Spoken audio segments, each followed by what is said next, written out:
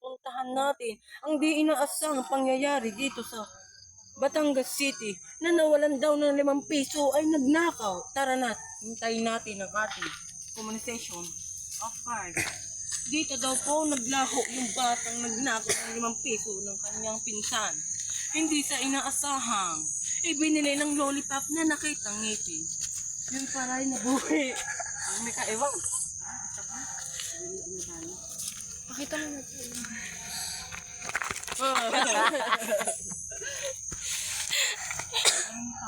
Wala ako tayo. Ay. Sabi?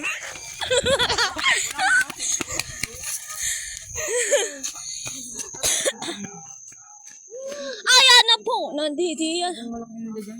Hanapin mo yung ibong malaki. Malaki. Hindi, ibong malaki hanapin mo. Sa may puno.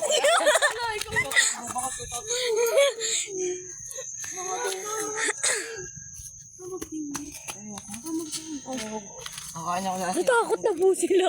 Ay, tamag vlog. Ay, doon muna. Yung ano, makeup artist. Hindi, makeup ako. Uy, bukas na.